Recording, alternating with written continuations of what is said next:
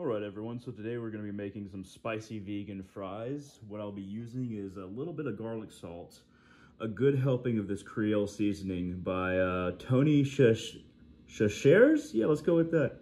A little bit of red wine vinegar. It of course will be cooked in the oil in a pan with the Smart Balance cholesterol-free cooking oil. And just to add a little bit of heartiness, we're going to add just some strips of collard greens, a very small amount of onion because we don't want it just littered with onion when we're trying to eat it, and then one large potato. So I have a potato peeler right here, of course, and I have a small kitchen knife. So let's go ahead and get started. One thing you got to keep in mind about potatoes is that while that potato by itself might not seem like it makes a lot of fries, it will in fact make this many fries. This many fries. So one potato will make a lot of fries for a single individual. I'll probably end up saving a lot of these. In fact, these are more like wedges than fries, but I'm gonna kind of go with fries for this. You don't need a lot of onion. If you have too much onion, it'll be in every bite and you won't like it. So one thing you have to realize about processing collard greens is that you wanna cut on either side of the stem, and then you can chop it, and it'll look something like this. Notice that I've basically just cut out the stem. You can buy collard greens already chopped up in grocery stores, but you might buy a bag about this big, perhaps maybe as long as this, and then about the same width for about $6. But if you buy one collard green bunch, and this is just like 2 leaves off of one bunch, it costs about 39 cents per bunch. So easily chopping it up is definitely worth saving the money because you don't want to spend that much money when it's so easy to chop it up like this. So now that I have everything chopped up that I need to, we're going to go ahead and go to the pan.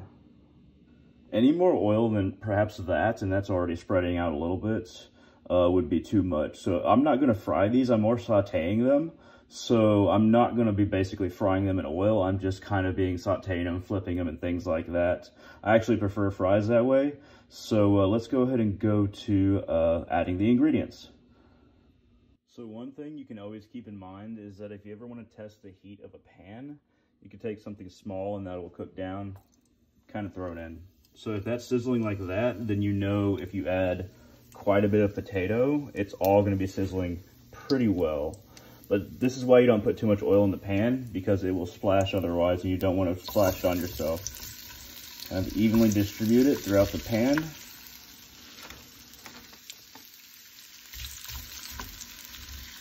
This pan might not even be, well, it is big enough for the rest of these potatoes, actually. Thought it might not be.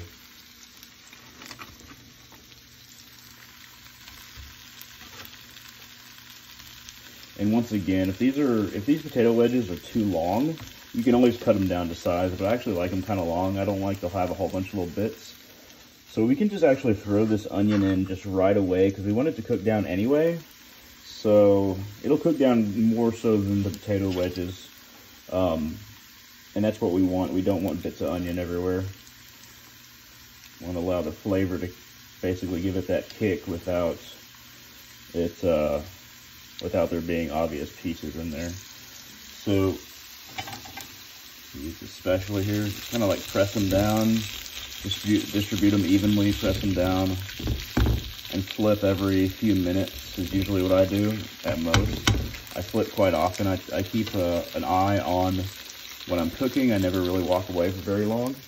The collard greens we'll add in last minute because these cook very quickly. We want to have at least some collard green substance left. We don't want to cook them down completely. So right now, we can go ahead and add the spices. The spice we're going to put the most of is this Creole seasoning right here. So we're going to add that first. And I usually add spice at least twice when I'm cooking something, to get an even distribution and make sure that everything kind of has it on there. But see, this is actually like a lot of spice, and if you don't want this much, then don't put that much, but I like to put a lot of that. Red wine vinegar is one of the things that we're gonna add last. Not last, but close to the end. And then we're gonna go ahead and add a little bit of garlic salt. We're not gonna use as much of this as the Creole seasoning, because we don't want it to be too salty and too much garlic flavor. So we're gonna let this sit for a little bit, then cook down, and then I'll flip it. Another thing about cooking that I can add as far as spirituality goes is that you never want to cook something for somebody or yourself when you're in a bad mood. You want to be calm and peaceful, because when you're cooking something, whatever energy you're cooking it with, basically you're interacting with the food, you're flipping it, there's a process of your energy going into the food. So whenever you're cooking something, it's always important to try to be in a calm mood, not be agitated, because that energy can transfer to you. Again, you can recycle it and you'll get more agitation, or if you're cooking for somebody else, that a little bit of that energy might go to them as well. So keep calm when you cook, and you can say things like, you can say prayers over food. Often when I'm eating, I'll say Jai Ma, Jai Ma, Jai Ma.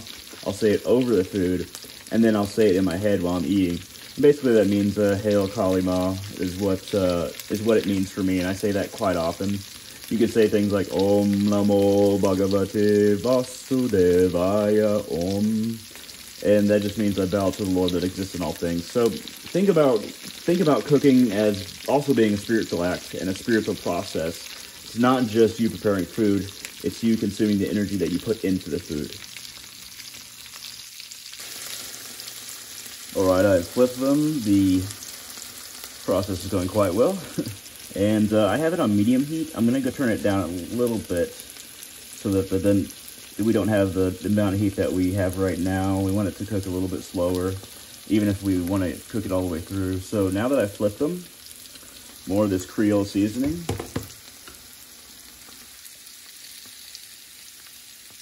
Once again, I add a lot of spice. Most people would not like this much spice, so keep that in mind. Add about half of what I add in order to test it. And then once again, last little bit of garlic salt. Definitely not as much as the Creole stuff. I like my food spicy, so you'll see a lot of spices on all my food in my videos, but also in the pictures that I post. So now we're going to let it sit again before I flip it, and I'll flip it one more time probably, and then we'll add the collard greens. Okay, now we're getting to the point where we're going to add the red wine vinegar. So, you know, the regular store brand is fine. I usually prefer Pompeii red wine vinegar, but I'm actually out of it right now. So you want the red wine vinegar to evaporate. You don't want it to stick in the pan at the end. You don't want some of it still to be like liquid in the pan. But just to give you an idea of when I add it, so take a fork and test the fries as far as if they're chewable. See if I poke a potato from the side like that, and it's kind of hard to poke through, like it hasn't been cooked enough, and you wouldn't want to bite into it, then you know, after you cook it some time, then you add the red wine vinegar, but before it becomes close to being soft. So the way that I add red wine vinegar is I add a splash like that, and then that's all that I'll add. And then we're going to let it cook some more. So I just flipped these fries, and one thing that'll happen is that they'll start to, once you start to see them sticking to the pan, like we see a little bit of potato there, once they start getting past the oil, and we put enough oil in there, but not too much, then you know they're close to being ready. You can of course do the fork test, and of course look, it's going through pretty. Some of these thicker ones, not so much, but that's okay, because even when you turn off the heat, it's going to cook a little bit more. But some of these other thinner ones are definitely getting to the point where they're ready. So now that we're getting to that point, you know, make sure to spread everything out evenly so it cooks as evenly as possible. And one of the things that you'll notice when they start sticking to the pan, and one thing that'll also tell you that they're almost ready, is that they'll get this browning color on them. Now, since I'm sauteing them, they're not going to turn as brown as if I didn't, but you'll see fries starting to get that little bit of a brown coloration to them. So just know that you're almost done when you get to that point. And once again, it just depends on how soft you want these fries. So always keep testing with a fork and try to cut the slices evenly. Otherwise, you'll have certain fries that just aren't quite done. So let's go ahead and add the collard greens. Just gonna sprinkle them about. It's just kind of a heartiness that we're adding to it. Just a little bit of extra flavor, a little bit of it's kind of like bringing the flavor of the Creole spices down just a bit, while adding a little bit of heartiness to the fries. So what I'm going to do is leave those on top for just a minute, and then flip the French fries, and then let it sit for a little while, and then I'll turn off the heat. Alright, so this is kind of how I want it to look. See, these collard greens, even when I turn off the heat, they're going to cook down just a little bit. The thing about greens is that they add a lot of nutrition to a meal, but if you cook them down too much, they lose all that nutrition. Potatoes don't add a whole bunch of nutrition, but these greens do. So what I'm going to do is it's to the point where I can turn off the heat. Now, if you want it to cook a little bit more, you just leave it as it is. But if you want it to not cook anymore, then make sure to take it off the heat, put it on another burner, and once again, be careful with the surface next to it. But just let it sit and the collard greens will wilt and the fries will cool down over time, and then we're about ready to serve them. So when you make fries this way, you're gonna get, they're gonna be more oily and not crispy like other ways to prepare fries. So what you can do to remove some of the oil, if you want to, they basically taste the same. It's just if you want to add a little bit less or have a little bit less moisture, put them on a paper towel, then pad them with a paper towel on top. It's just a pro tip. And it also, if you're serving them to others, it also looks better. Just don't press too hard, just to dab off some of that extra oil there. All right, everyone, these are the fries. Oh, it's my attempt at a divine, that's what you hear when you get to heaven. That's what happens. Anyway, so these are the fries. Once again, I will say that these are not the kind of fries that you would just eat with your fingers, you eat it with a fork.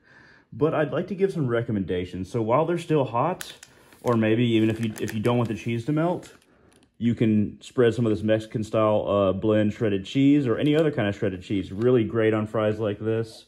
Any kind of hot sauce, but I love Cholula hot sauce. This stuff is, it's hot, but it's not like too hot. That's a good recommendation as well. If you want to add a little bit of red wine vinegar, don't add a whole bunch, don't drench it, but just add a little bit of red wine vinegar. And I'd also recommend just sprinkling a few tame jalapeno peppers. Tame jalapenos are not hot, but sprinkle those about. Those are some recommendations as far as what to add to these once you cook them.